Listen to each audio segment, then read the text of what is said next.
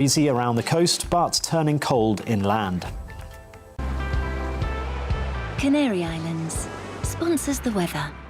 On Mark Dolan tonight, we have a simple plan, which is to inform, stimulate and entertain in equal measure. It's all about getting your opinions on the national television airwaves. I love my viewer emails, mark@gbnews.uk. So do join me from 9 p.m. to midnight every Friday, Saturday and Sunday for big guests, big opinions and a big presenter. 6'5", don't you know? See you then on GB News.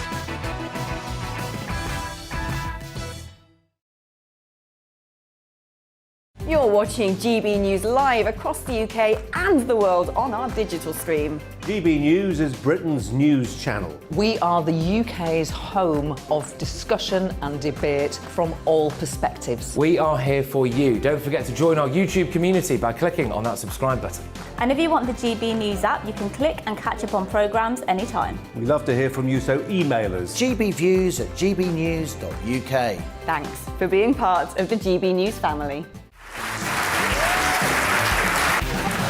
My name is Andrew Doyle. Join me every Sunday evening at 7 p.m. for Free Speech Nation.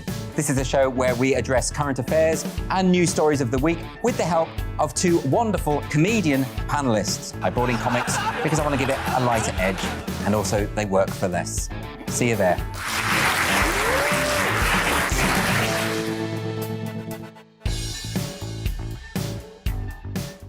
Join my show Farage, 7 p.m. till 8 p.m. Monday through Thursday. And there you will get opinion, analysis, debate, and I'll cover stories that nobody else dares to touch. And then for the last 15 minutes, talking pints. We're over a drink. We have a civilized conversation with someone. We very often disagree, but we do it in a grown-up way. Come and join me on Farage.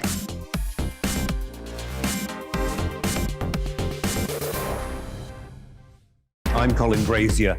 I've reported from more than 70 countries around the world, covered wars from Afghanistan to Iraq, from Lebanon to the Balkans. I'm trying to bring that experience, that feel for events, to the studio. And something else, I'm ready to give an opinion. Today's stories with a spark. Brazier from 8 p.m. weekdays on GB News.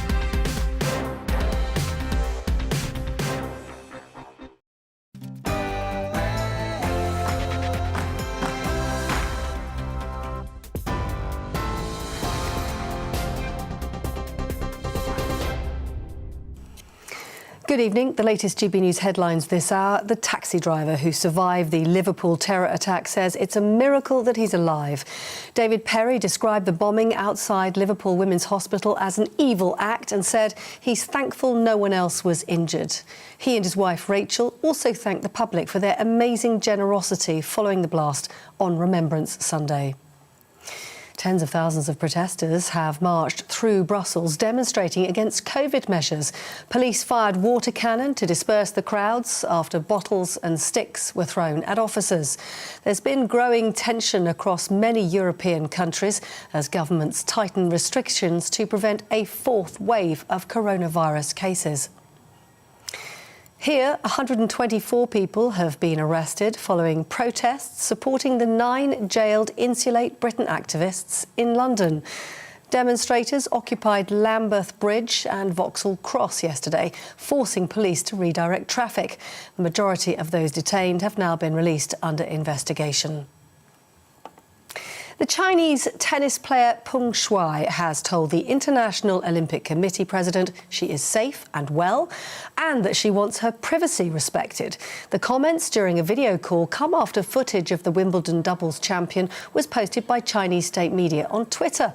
The player disappeared after she made sexual assault allegations against a former Chinese government official 3 weeks ago.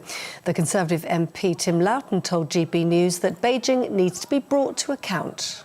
They just do not tolerate any criticism, and that's why many of us have called for, and again Parliament voted for, a diplomatic boycott of the forthcoming Beijing Olympics, which incredibly the International Olympic Committee awarded to Beijing, despite all the publicity about the human rights abuses, despite what's going on with genocide and everything else. It's just inconceivable that we should be sending VIPs to this propaganda exercise in Beijing next February.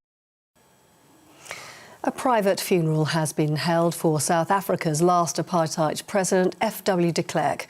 A small group of guests were seen arriving at his home before driving to a memorial park where he was cremated.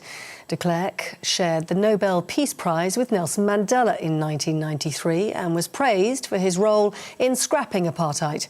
He died early this month after a long battle with cancer. Ole Gunnar Solskjaer has been sacked as Manchester United's manager. That's after the team suffered a 4-1 loss to Watford, its fifth league defeat in 7 matches. Coach Michael Carrick will take charge while the club looks for an interim manager for the rest of the season. Speaking after his departure, Ole said he'd hoped he'd had a positive impact on the club. So honoured and privileged to have been trusted to take the club forward, and I really hope that I leave it in a better state than when I came. That's what it's about at a club like this, with the fans, because the fans have been amazing from day one at Cardiff till the last one now. So top, and we'll see each other again. You're up to date. I'm back with the latest news in an hour.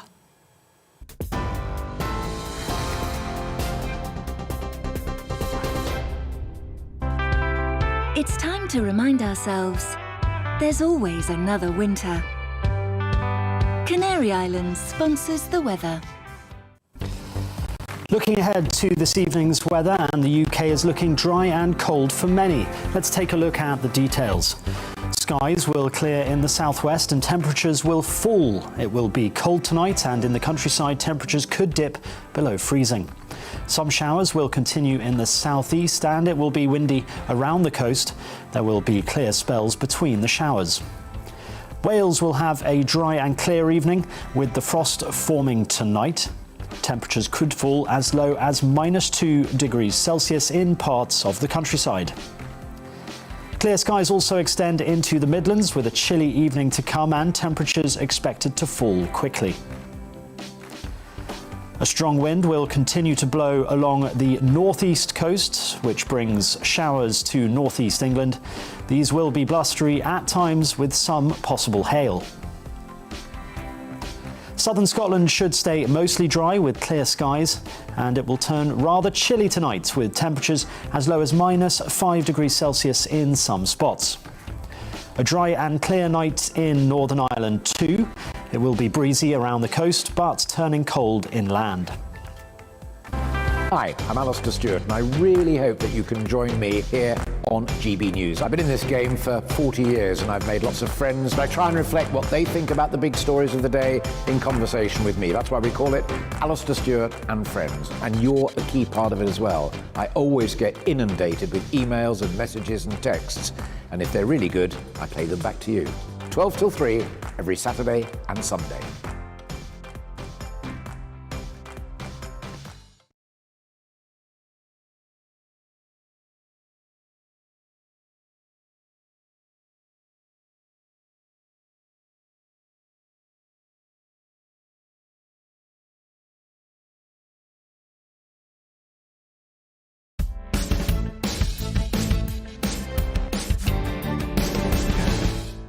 I'm Deanna Davison. I'm Nigel Farage. And we're joined here in the studio by Paul Embry and from Northern Ireland by Arlene Foster. Coming up this hour, protests on the streets of Vienna.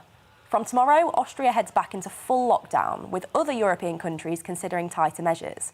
Could it happen here in the UK? The Church of England is aware of asylum abuse cases following the Liverpool bombers' conversion to Christianity. Plus, the eastern leg of HS2 is scrapped. Does this further open up the north-south divide? If there's anything today that you want to get involved in with this discussion, please let us know. You can email gbviews@gbnews.uk or tweet @gbnews. This is The Political Correction.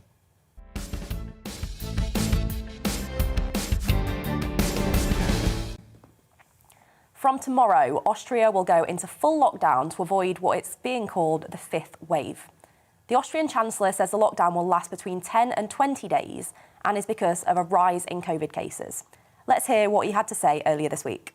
Ab morgen As of tomorrow, every citizen, every person living in Austria must be aware that they can be checked by the police at any time. Among other things, we will also check if people have been vaccinated or recovered and the reason for entering public spaces. In the meantime, COVID vaccinations will become mandatory from the beginning of February. This comes after several European countries imposed strict restrictions on who decided not to get vaccinated. Well, I have to say, I don't know what the rest of the panel think, but to me, for the state to say that you absolutely have to get the vaccine, and if you don't, you can be fined or perhaps even put in prison, I think this is a step too far. What say you, Deanna? I completely agree with you, actually, Nigel. I think there's a difference between saying, you know, every citizen must be vaccinated and saying, for example, you know, nurses and doctors and people working in a particular industry that's particularly kind of vulnerable must be. I think it's a completely different thing. It's more about a sort of condition of employment rather than a sort of a legal thing, rather than, as you said, you could be fined or even arrested for not getting vaccinated. You know, we must remember this is a medical intervention. I think we must give people the choice and give people the information to make an informed choice, you know, show them that it's safe, show them that a lot of research has been done into the vaccine, and run a really good kind of public programme of communications to encourage take-up. But I certainly don't think it should be made into something that's legal and enforced. But you can do that. I mean, look, about 12%, Paul, of this country have not had the vaccine, despite a tidal wave, you know, of publicity to say that they should. 50,000 people left the care sector 2 weeks ago because they chose not to have the vaccine. We're likely to have something very similar happening with the National Health Service from the 1st of April next year. And, I mean, there is a great danger, isn't there, in creating two very distinct tiers of society, and Austria is leading the way. I wonder, you know, we've seen some sort of mini riots and protests going on in Vienna, equally overnight in the Netherlands, several cities, and kind of the Netherlands are protesting, I think, about what may happen if they were to go down the Austrian route. How do you feel about it? Well, I tend to agree. I think we're all going to share the same opinion on this one. I find it deeply sinister, actually. I find it very totalitarian, the idea that, as you said, Diana, a government can say to you, you are going to have a particular medical intervention, whether you want it or not. Now, I agree that there are probably some circumstances where if you have a particular job, and there's a risk assessment done on it, then you can say, well, it's a part of your condition of employment, it's necessary for these reasons for you to have it. But to have a generalised order go out saying you have to have this medical intervention, I think is really sinister. I mean, in terms of the UK, Nigel, I think a year ago I would have rejected any suggestion that that sort of thing couldn't happen here. I still don't think it will happen here. But I'm less sure about it. When you see the mission creep we've had in the UK over the last year, I'm less sure about that now. No, and I mean, the other point, you know, and both of you mentioned, you know, jobs such as the care sector, the health sector. I'd agree with you if I thought that by having the vaccine, I couldn't contract the virus and pass it on. But so even there, I'm beginning to feel you know, more nervous about this than I was before. And what will it mean for the for social care? What will it mean for the National Health Service if suddenly those services are denuded of tens of thousands of people? Bearing in mind the pressure on the services at the moment. Already. So this is very high stakes. This is a big gamble because you may end up driving thousands of those people away. Well, joining us live from Austria to tell us more is journalist and expat Alex Story. Good morning, Alex. Good morning. So tell us, what's the key reasoning? We can hear you. What's the key reasoning behind the new lockdown? Is it to do with vaccine uptake, or has there been a huge rise in cases? Well, officially, that's an interesting question. Officially, it's because there's been a rise in cases to something like 11 or 12,000. The difficulty for me is that when you look at the facts from, or the data from the OECD and such organizations, Austria is actually not doing that badly. Austria, in terms of vaccination rate, is in the middle. It's neither good nor bad. It has a very, very small number of deaths that come from COVID. So the question is, why is it happening now? So partially, one of the things that we have to understand is how important the tourism sector is to Austria. And one of the things that the Austrian government had mentioned a couple of years ago, and again last year, is one of the things they wanted to do is to ensure that the skiing season was left open. And one of the things that they're trying to do now is to try and appear tough in order to be able to keep the very important December, January, February months open for skiing.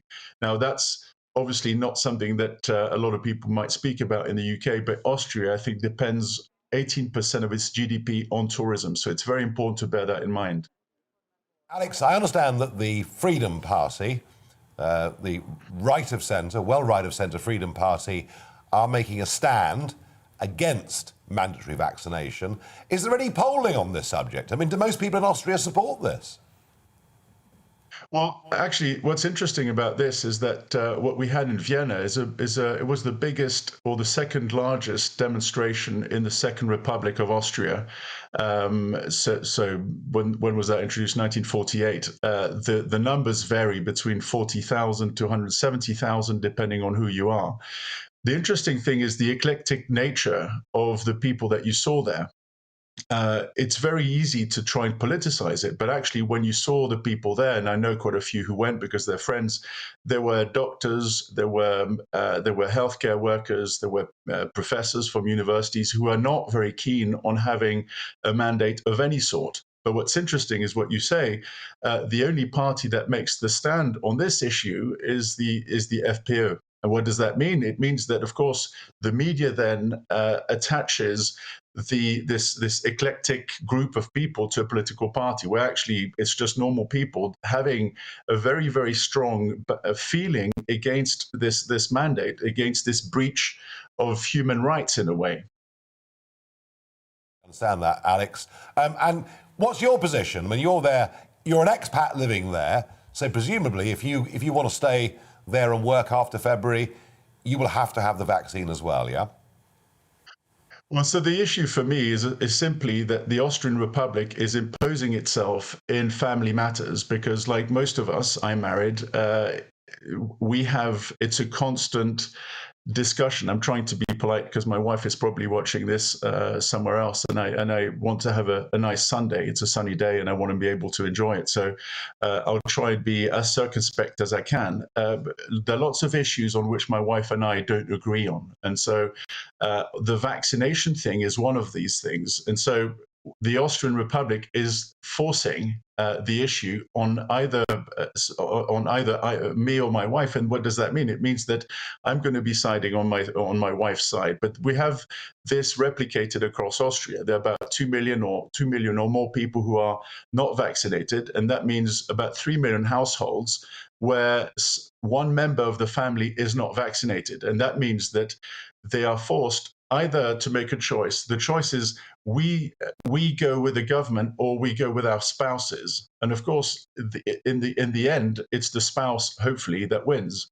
So at the moment, what it means for me is, thankfully, I've got most of my work outside of Austria. I live in Austria, but I travel quite a lot.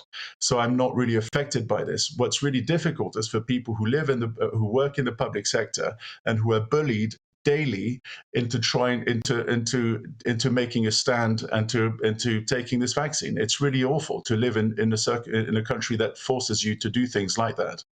It's pretty astonishing. Alex Story, thank you for joining us from Austria this morning. Arlene, where do you stand on the whole question of vaccine passports? Well, there's a difference between vaccine passports and compulsory vaccination. In terms of compulsory vaccination, I think it is very concerning to hear what's happening in Austria and the totalitarianism that is being forced on their people. And I think we should be concerned. And I think Paul's absolutely right. If you'd have suggested a year ago that this might happen within the United Kingdom, you would have said stuff and nonsense. There's no way this will happen. But I think, there has been mission creep in all of this. I fundamentally believe in the vaccine. I have the vaccine myself. I think people should get the vaccine, but you cannot impose that on a free society. And I think that there's a real problem there, Nigel, and something that we should all be very concerned about. In terms of what has happened in Northern Ireland, the executive has decided to impose COVID passports for hospitality, for cinemas, for theatres from the middle of December. There's no detail yet as to how that's going to be enforced, or how indeed the hospitality sector is going to be able to resource all of that, because I think we need to remember that the emphasis will be on places like hotels, like restaurants, actually enforcing the COVID passport. So that means more resource for struggling hospitality outlets, and I think government is obliged to look at all of that. It has been in place in the Republic of Ireland, the COVID passport system, since I think July of this year. And yet their cases are very high at present. So I'm concerned about the efficacy of COVID passports. If it works, then of course we should perhaps look at it. But I'm not sure that it does work. People point to the fact that since it was announced that the executive has gone down the road of announcing COVID passports, vaccination rates have slightly increased in Northern Ireland, but they don't come into force until the middle of December, and I think that's the key element of it. Are they effective? And if they are effective, well, let's see the data as to how they are working. Yeah, and Paul, in a sense, I mean, vaccine passports, it's almost a form of mandatory vaccination if you want to live a normal life. Well, this is the thing. I mean, people's freedoms and liberties are extremely important. And if you effectively, by default, constrain those liberties by saying that unless you get the vaccine passport, then you're going to be cooped up under house arrest for the rest of your life. Then exactly. I mean, it's the same outcome, albeit by a different means. And fundamentally un-British, I have to say. No one's saying that the virus isn't serious for a relatively small number of people. Clearly it is. And it's absolutely right that those people who are under threat from it get the vaccine. But actually, I'm worried about what has been a lack of proportion in this debate from the outset. It isn't the Black Death. It's serious, but it's not the Black Death, and doesn't present a serious threat to the vast majority of the population. But I think too many of our government officials and public officials are acting as though it did. Yeah, it does seem, doesn't it, Deanna, that around the fringes, there are people urging more centralisation of power. And we see vaccine passports, Wales, Scotland, Northern Ireland, going much further with restrictions since the beginning of the pandemic than England. I mean, how would you feel if you were to go for a drink after work and you were asked to show a vaccine passport to get into the pub? Would you be happy to show it? To be honest, I wouldn't personally, because I think, we've done such a good job through the vaccination programme. We're seeing our case rates in a pretty good place at the moment, particularly if you look at us compared to Europe. I think actually our handling's been pretty top notch. So to then kind of revert and introduce new measures when actually the overall performance is pretty good, most of the people who are presenting in hospital are people who've been unvaccinated. The people who have been vaccinated are not particularly getting that ill if they do catch the virus.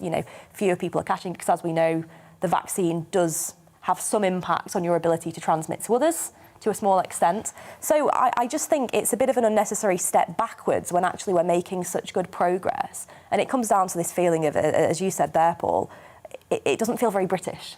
And the debate, I think, isn't over. I mean, if you look at a country like Sweden, which has taken a more relaxed approach to issues like lockdown and vaccine passports, etc., currently has the lowest COVID infection rates in Western Europe. So I know we've kind of got into this habit of thinking, lockdown has been proven to be absolutely the right thing to do. Well, we haven't yet quantified the effects of lockdown. I mean, in the long term, I think we're going to see some very serious effects, not just in terms of the economy, in terms of undetected heart disease, health, cancers, etc. But we need to look at evidence from elsewhere in the world where they've taken a different approach and haven't fared any worse, apparently, because of that. So the debate needs to go on. No, it does, and Florida's the same. You compare Florida with California, similar climates, both took very different approaches, and yet the outcomes are the same. California locking down, Florida staying relatively open. The thing that worries me most about all of this is Gibraltar. Gibraltar, one of the most heavily vaccinated populations in the world, and yes, they do live quite close together, I get that, but COVID rates now surging in Gibraltar, and Christmas effectively cancelled. So this has all got a lot further to run, I'm afraid.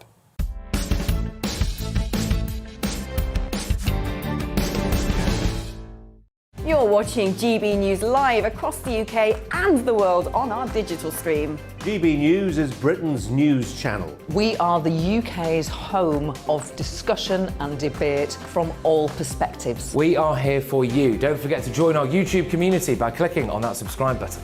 And if you want the GB News app, you can click and catch up on programmes anytime. We love to hear from you, so email us. gbviews@gbnews.uk. Thanks for being part of the GB News family. My name is Andrew Doyle. Join me every Sunday evening at 7 p.m. for Free Speech Nation. This is a show where we address current affairs and news stories of the week with the help of two wonderful comedian panellists. I brought in comics because I want to give it a lighter edge, and also they work for less. See you there.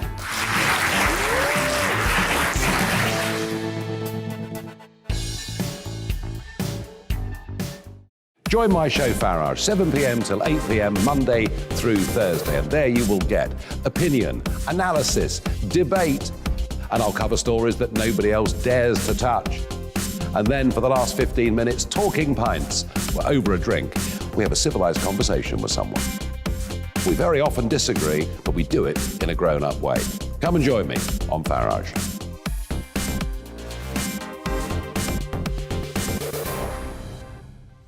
I'm Colin Brazier. I've reported from more than 70 countries around the world, covered wars from Afghanistan to Iraq, from Lebanon to the Balkans. I'm trying to bring that experience, that feel for events, to the studio. And something else, I'm ready to give an opinion. Today's stories with a spark.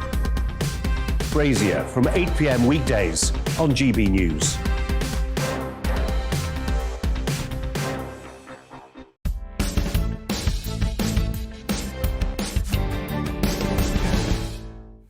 Welcome back to The Political Correction with me, Nigel Farage, Deanna Davison, Arlene Foster and Paul Embry. Arlene, you have a story about the Liverpool bomber for us. Yes, thanks, Nigel. So the Church of England have said that they're not aware of any link between the conversion to Christianity and abuse of the asylum system after it emerged that the Liverpool bomb attacker had converted to Christianity.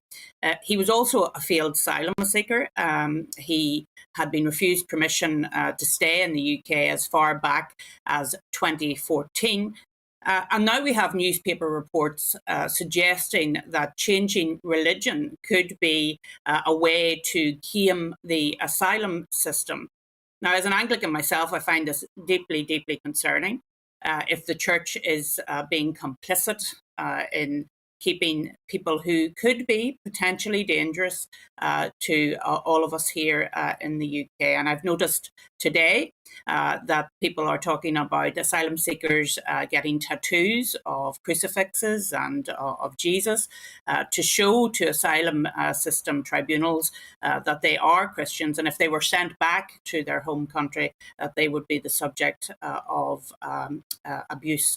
So I think this is a real issue for the church. And you can't just say we're not aware of this happening, because if you look at the hundreds of asylum seekers who apparently were confirmed in the same cathedral as the Liverpool bomb attacker, those were all asylum seekers. And it's interesting, is it not, that there isn't the same number of Muslims coming forward to convert to Christianity who are already British citizens.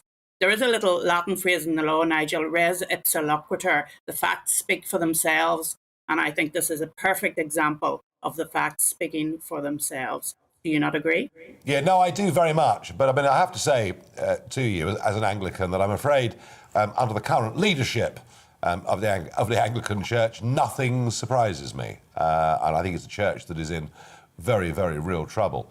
The one thing that I'm curious about is, why do they bother? Why bother getting a tattoo? Why bother getting christened or confirmed into the Anglican Church? Because basically, people who fail their asylum claims get to stay here anyway, don't they? And isn't that the real scandal about last week? Isn't that the thing that really is making the public mad? That, as you say, this guy, as long ago as 2014, was refused asylum, refused refugee status, and yet he was still in the country. Isn't that the real issue here? Well, I think that is a real scandal, but I also am very concerned that the church should be complicit in any of this. The fact that hundreds of asylum seekers have been confirmed in one cathedral says to me that there is a systematic approach to this whole issue, that people are actually saying to asylum seekers, if you become a Christian, then that's something that you can use in your tribunal to try and stay within the United Kingdom. I mean, that is a scandal for the church. And to say just that we're not aware of this happening is just not good enough, Nigel, as far as I'm concerned. No, Arlene, you're right. It looks like that particular cathedral has been taken completely and utterly for a ride. It really, really does. I mean, there's a danger, isn't there, that I hear everything that Arlene says, but there's a danger that the blame gets deflected onto the Church of England here, rather than, as you touched on, Nigel, the people who are really responsible for a failing, dysfunctional system, which is the Home Office. Now, it seems to me, of course, any church is going to be in the business of trying to convert people to its religion, to its denomination. It's what they're in business for. Although, of course, where conversions are found to be bogus and deliberately bogus, that, of course, needs to be challenged. I completely agree with Arlene on that. But the real culprits, I think, in this whole scenario is a Department of Government which should have deported this individual in 2015, didn't, and that ultimately has got to be where the blame lies, surely. One of the issues is actually the process of deporting, though, because you see what happens. You know, someone puts an asylum claim in, it's rejected because it's completely spurious, and then there are legal challenges after legal challenge after legal challenge after legal challenge. And through the new, Nationality and Borders Bill, which is currently going through Parliament, it's in the report stage at the moment, Labour have kind of consistently pushed back against any kind of attempts to tighten up and to try and stop those legal challenges from being launched at the last minute. So I kind of don't really see a decent solution at the moment. That is true. Without getting this bill through Labour first. haven't been in government for 11 years. Oh, and I agree. I was astounded to hear, Priti Patel talk about this was the result, the Liverpool bomber, this was the result of a dysfunctional, broken asylum. They've been in charge for 11 years. Well, you've been running the thing for the last 11 years. If you haven't got a grip at it, you need to look at it. But the other elephant in the room here that nobody wants to talk about, it's all too difficult, is, of course, that whilst we've got Brexit, we've stayed part of the European Convention on Human Rights, and that court in Strasbourg can still make those judgments, and it's that, Deanna, it's that, as Boris calls them, the lefty lawyers. It's all so funny, Boris, isn't it? The lefty lawyers use the European Convention on Human Rights, it's right to life, it's all of those things. And frankly, all the while we stay signed up to the ECHR, I don't think we're going to see failed asylum seekers being deported in any significant numbers at all. That's my view. Deanna, tomorrow it is the funeral of Sir David Amess. And we were commenting before going on air that it's only a month ago that a Member of Parliament was murdered doing a surgery, and yet his name has disappeared from news bulletins. We're not even discussing it. And the comparison was made to the street murder of Joe Cox back in 2016, where we did talk about that for a long, long time. Is it, ask the rest of you, is it that we've become just inured to this, that we just accept that MPs are going to get killed, or is something else going on, Paul? I tend to agree. There's been nothing like the reaction to Sir David Amess as there was to Joe Cox. Both of them were absolutely horrendous murders. There's no question about it. But it's almost as if there's a hierarchy in some people's minds. And I think that's a very dangerous thing, because these were two human beings, two MPs going about their jobs, doing their work diligently. And both murders were equally outrageous. But it does seem to me there's been much less public comment and outrage over the murder of Sir David Amess, and it seems to have passed through the news much more quickly than it did for Joe Cox. And I suspect there are all sorts of reasons for that. I suspect that some people on, if you like, my side of politics think that people like Sir David Amess are probably less worthy of the news when they're attacked in that way.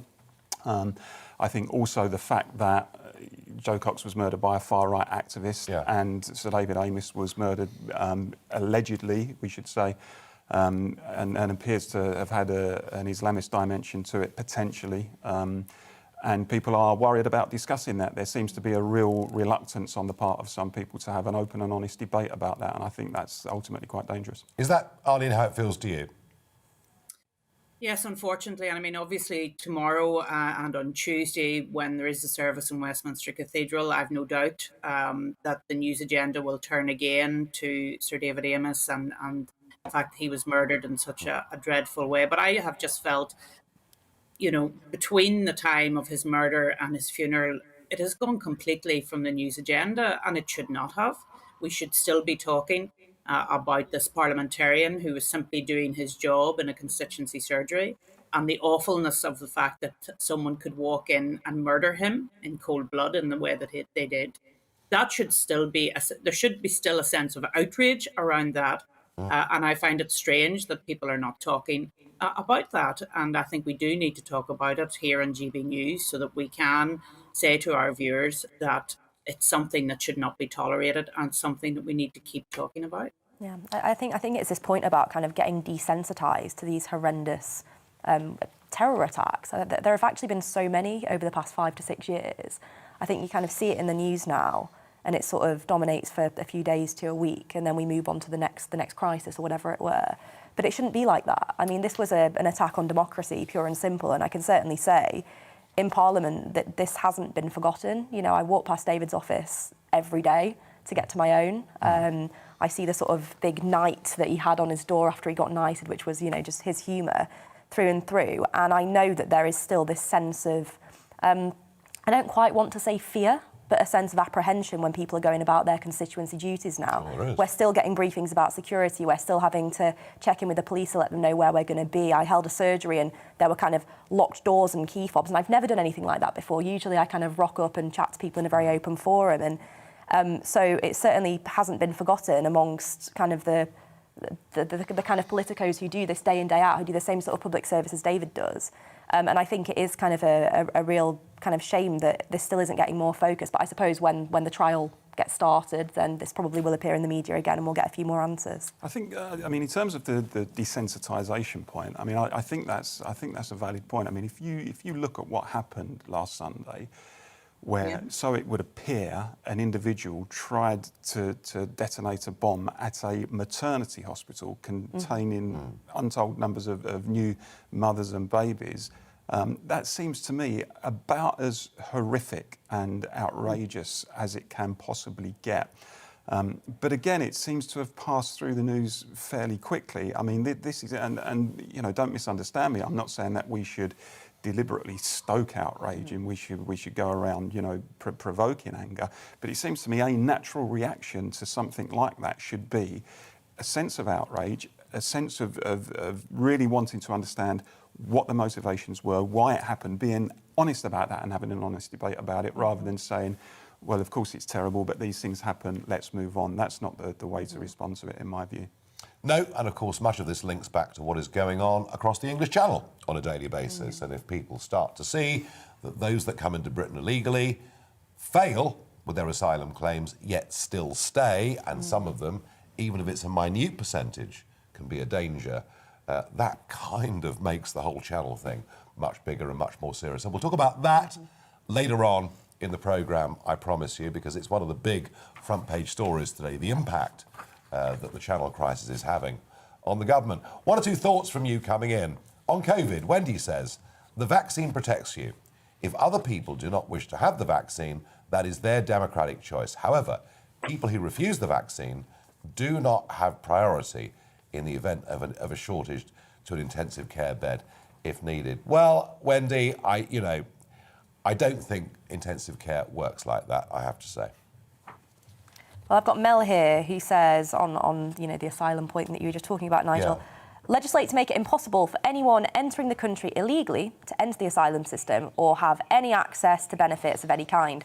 Secondly, withdraw all legal aid after any asylum claim is refused in the first instance. This will stop lawyers representing failed asylum seekers as they won't get paid to do so. Well, there are going to be some changes coming through the Nationality and Borders Bill if it does get approved, so watch this space, Mel. And we got one from Donald on a similar theme, says, what are the panel's view on Denmark returning migrants back to Syria? And the Danish situation is interesting because the Social Democrats in Denmark, which is the equivalent of the British Labour Party, have actually taken quite a robust line in terms of controlling their borders, in terms of managing immigration properly, and it has done them no harm at all in terms on that particular issue. It's done them no harm at all in terms of the polls, and that might be a lesson. It ought to be a lesson for other I think, you know, as I said, we're going to do a big chunk on what's been happening in the Channel this week, and the fact that the Home Office have still not released the figures for Tuesday. We still don't know how many people were processed through that centre in Dover from Tuesday. I wonder what they've got to hide. And when we get to that, we will certainly discuss Denmark, because it is very relevant. We'll also have a look back at Australia in 2012. We faced a very similar... Because actually what the public want here isn't just an analysis of isn't it awful.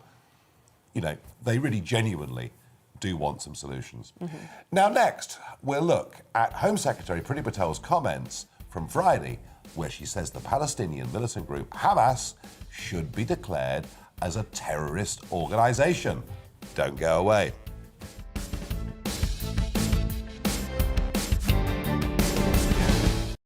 You're watching GB News live across the UK and the world on our digital stream. GB News is Britain's news channel. We are the UK's home of discussion and debate from all perspectives. We are here for you. Don't forget to join our YouTube community by clicking on that subscribe button. And if you want the GB News app, you can click and catch up on programmes anytime. We love to hear from you, so email us. gbviews@gbnews.uk. Thanks for being part of the GB News family. My name is Andrew Doyle. Join me every Sunday evening at 7 p.m. for Free Speech Nation. This is a show where we address current affairs and news stories of the week with the help of two wonderful comedian panellists. I brought in comics because I want to give it a lighter edge, and also they work for less. See you there.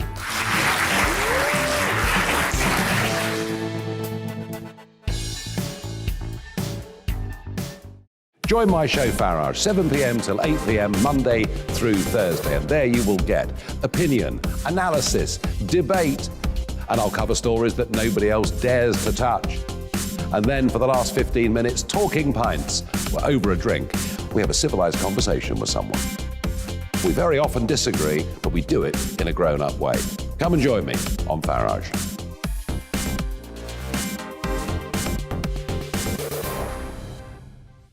I'm Colin Brazier. I've reported from more than 70 countries around the world, covered wars from Afghanistan to Iraq, from Lebanon to the Balkans. I'm trying to bring that experience, that feel for events, to the studio. And something else, I'm ready to give an opinion. Today's stories with a spark. Brazier from 8 p.m. weekdays on GB News.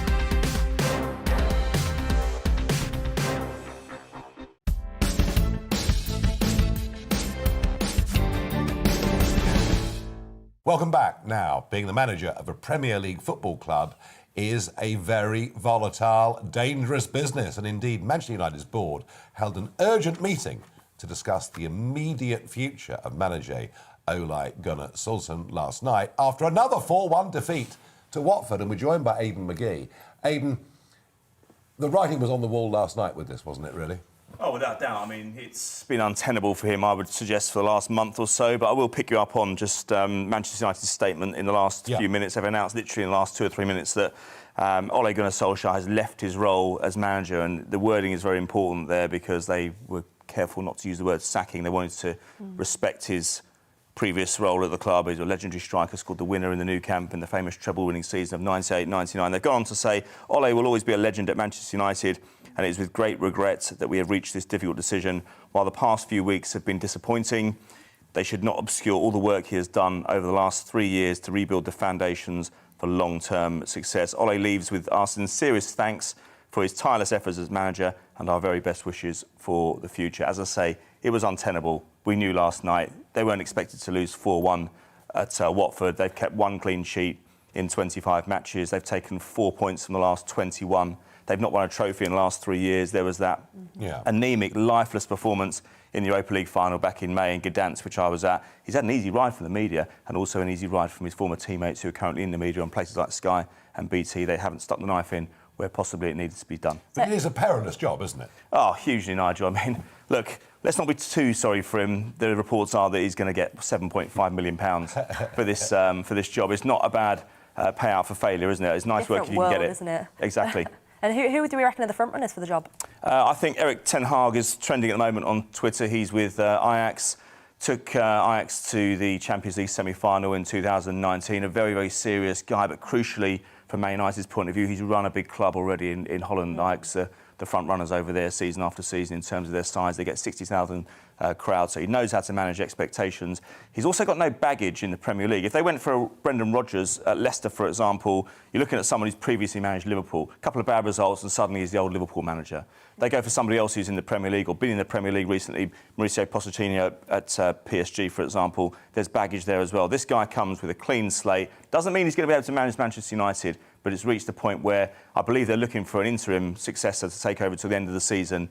Michael Carrick is going to do the job for the next couple of games, we believe. He's currently the assistant manager. When you look, Aidan, at the number of Premier League managers who have left already this season... Yes. I mean, the whole thing is ludicrous, isn't it? It's like boards are just pressing the panic button. You look at Nuno at Tottenham, who went after 10 games, and you know, you think it's ridiculous. It's ridiculous, and you think back to the 80s. Alex Ferguson, who is obviously a legend at Manchester United, had a terrible start. Well, this is the thing, Paul. I mean, was given time to get his ideas. Manchester United were never wanted to be this club where they chopped and changed all the time. 26 years with Sir Alex Ferguson, they did not know how good they had it. I said earlier on one of the shows today, he never actually earned massive money at Manchester United in terms of his salary. It was all incentivised. He had to win trophies before he got paid out well, but it was more vocational for him. But at the moment, Ole Gunnar Solskjaer cannot say today that he wasn't given time. He's been given 3 years. He's been given 3 years. Fair point. These managers also, they want resources. He's been given £400 million. He can't moan. He's walking out the door with £7.5 million, as we said with Vienna a moment ago. It's nice work if you can get it. Aidan, thank you very much indeed for joining us. Now, another story, which is really interesting. The Home Secretary is seeking to prescribe Hamas as a terrorist organisation. Priti Patel said the ban would cover the Palestine Islamist group's political wing, describing the organisation as fundamentally and rabidly anti-Semitic. Speaking in Washington, D.C. on Friday, she said, "Anti-Semitism is an enduring evil which I will never tolerate. Jewish people routinely feel unsafe at school, in the streets, when they worship, in their homes and online. If the change is approved by Parliament, anyone who expresses support for the organisation will be in breach of the Terrorism Act 2000 and could face up to 14 years in prison." I mean, my thinking on this is, it's about time, isn't it? Yeah, I think that's probably right. I mean, your old boss... what do you remember of the Labour Party? You gave allegiance to Jeremy Corbyn, you know. Your old boss could be in a bit of trouble here because he calls them friends, doesn't he? Well, he could fall foul of this, and I suspect other people may fall foul. Look, I mean, I have absolutely no time for Hamas at all. Or Jeremy Corbyn. Well, I think he got... I mean, I have to say, I think he got some of the economics right in terms of challenging your lot, you know, the rich people in the city and arguing for redistribution. Some of that stuff was absolutely right, and I defend him. Where he lost, of course, is the sort of culture war. He had no idea about what provincial, small-town, working-class Britain was saying. But I mean, my worry about things like this is whether it's just cosmetic. You know, if we just governments just label this particular group a terrorist organisation, unless you actually win hearts and minds, unless you actually try to change the narrative, I don't really see what this is going to achieve in terms of bringing peace to the Middle East. And I also, I have to say, I think when it comes to British government policy on stuff like this, there's an awful lot of hypocrisy. I mean, the British government in recent years has made peace with the IRA. The British government in recent years made peace with Gaddafi in Libya. So you have to kind of take these sort of announcements with a pinch of salt. Yes, challenge Hamas, but the real issue is how do we bring peace to the Middle East? Well, I think we better go to Northern Ireland pretty quickly and get a view from Arlene on this. Well, I think it'll be very difficult for Jeremy Corbyn and that element of the Labour Party, but it will be also very difficult for Sinn Féin, of course, who meet Hamas frequently and deal with them in that way. So it'll be interesting to see whether that is actually dealt with, because it is important that a signal is sent that the sort of activities that Hamas are involved in are so wrong, and that there needs to be a strong signal sent from the UK government that that is the case. And I'm pleased to see that we are standing up against anti-Semitism. And that we are taking a very strong line on that, because there has been differences over this past couple of years around that. So I'm really pleased to see this announcement. I agree with Deanna. Why has it taken so long? Because internationally, in the US, they have been banned for quite some time. So I'm pleased to see it. People like countries like Iran and places like that have expressed their displeasure. So that really should be a sign to us that this is the right way to go. Well, you're absolutely right, Arlene. How Sinn Féin respond to this and what action is taken against them if they do go on with their meetings and conversations with Hamas is going to be very, very interesting to watch indeed. Now, former Daily Mail editor Paul Dacre has withdrawn from the running to become the next chairman of the media watchdog Ofcom. In a letter to the Times, he said he had decided not to reapply for the role despite the government's decision to rerun the appointment process. Dacre said he would instead be taking up an exciting new job in the private sector, despite many senior members of the government urging him to try again. Well, to find out what all this means for the media landscape, we're joined by Martin Campbell, who was the former chief advisor to Ofcom. Martin, good morning. Good morning. Now, Dacre says that there's no point in reapplying because Ofcom is part of the blob, and unless you've got trendy centre-left views that are very popular in a few central London postcodes, there's no point in applying because you'll never get the job. Is he being fair? Yeah, I think he's probably got it about right there, because I think the whole thing has fallen foul of the idea that you're not allowed to have right-wing views in a job like this, but having left-wing views don't count as having views. And I think when he probably sat down and had a good think about what would happen at Ofcom, he wouldn't be in the same position as he was at the Daily Mail to click his fingers and have people running, because Ofcom runs very much like its own little civil service. And obviously, one of the things that he would have to battle with is a thing that a lot of people are worried about, and that is Ofcom's definition of hate speech, which it won't take too long, but I'll have to read it because I can't remember it. And of course, he would have to preside over this. And the definition of hate speech is all forms of expression which spread, incite, promote, or justify hatred based on intolerance on the grounds of disability, ethnicity, social origin, sex, gender, gender reassignment, nationality, race, religion or belief, sexual orientation, colour, genetic features, language, political or any other opinion, that's an interesting one, membership of a national minority, another one, property, birth or age. Well, I imagine that the sort of decisions made on that definition that would be made by Ofcom, he'd find very difficult to sign off. Yeah, I can imagine that too. And there are also words, aren't there, that Ofcom disapprove of. We've been told here at GB News we can't use the term Ramona. I find it absolutely astonishing. I view Ramona as more of a teasing term than anything else. By the way, I've completely ignored the advice for the last few weeks, and we'll see what happens. But generally, there are some government regulators in sectors that are enormously heavy-handed, and the industries that are regulated by them scream blue murder.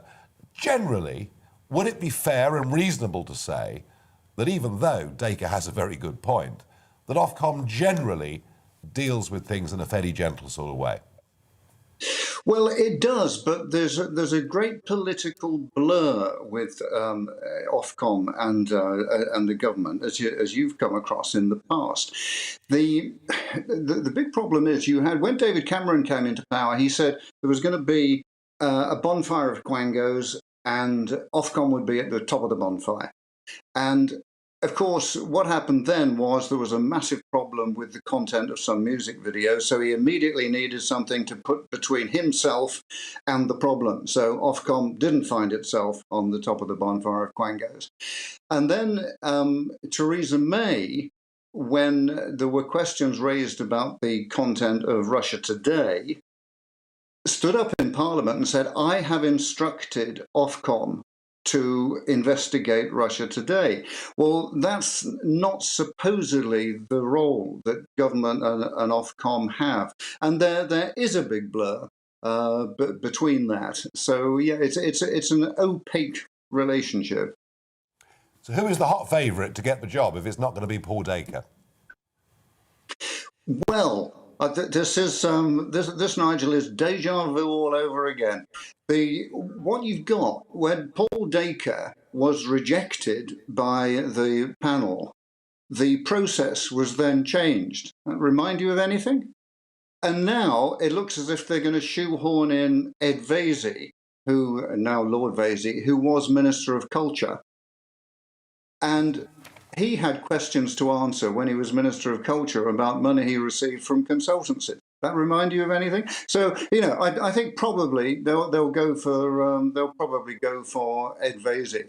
But I think it's a shame because I think Paul Dacre would have been an inspired choice. Yeah, well, thank you very much indeed, Martin Campbell, and the thought, I have to say, of Lord Vaizey does not cheer up my Sunday morning. But thank you very much indeed for joining us. One of the big rows of the week, and it's gone on and on and on, has been Azeem Rafiq. Well, cricketer Azeem Rafiq has issued an apology after it was revealed he'd sent anti-Semitic messages to a fellow player more than a decade ago. The former Yorkshire spinner Rafiq has won widespread praise for highlighting the issue of racial discrimination in cricket and appeared before a parliamentary select committee this week to lift the lid on his experiences. But on Thursday, he was forced to confront his own past shortcomings when the Times uncovered a series of anti-Semitic messages. What do we all think about this?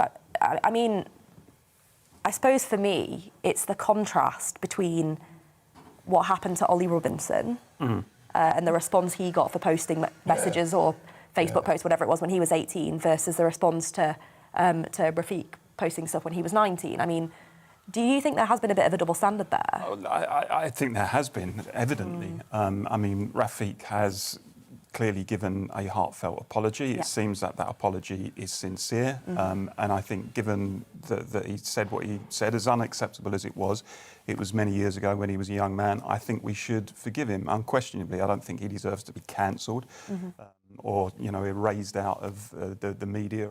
We've got a situation with Michael Vaughan, of course, where he's been accused of making racist comments. He has denied vehemently that he did so, but nonetheless, his programme hasn't appeared on the BBC since those allegations were made. And I think there's a danger that we end up really with a hierarchy of victimhood. Arlene, what do you make of this row?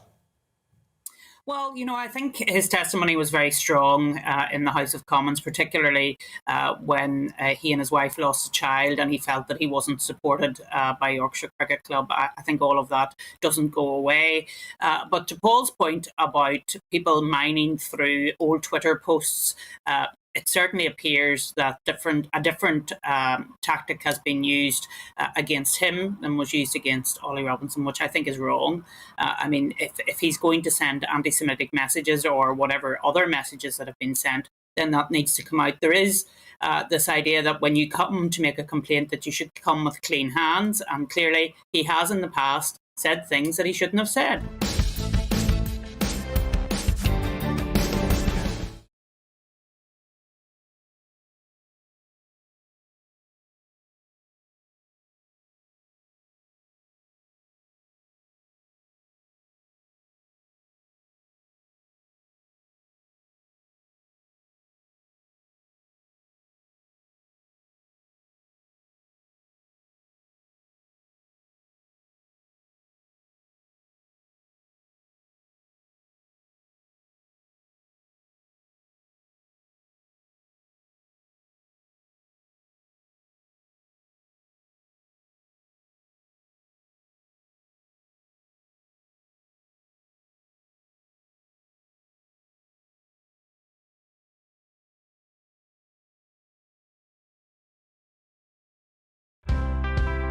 It's time to remind ourselves there's always another winter. Canary Islands sponsors the weather. Looking ahead to this evening's weather, and the UK is looking dry and cold for many. Let's take a look at the details. Skies will clear in the southwest and temperatures will fall. It will be cold tonight, and in the countryside temperatures could dip below freezing. Some showers will continue in the southeast and it will be windy around the coast. There will be clear spells between the showers.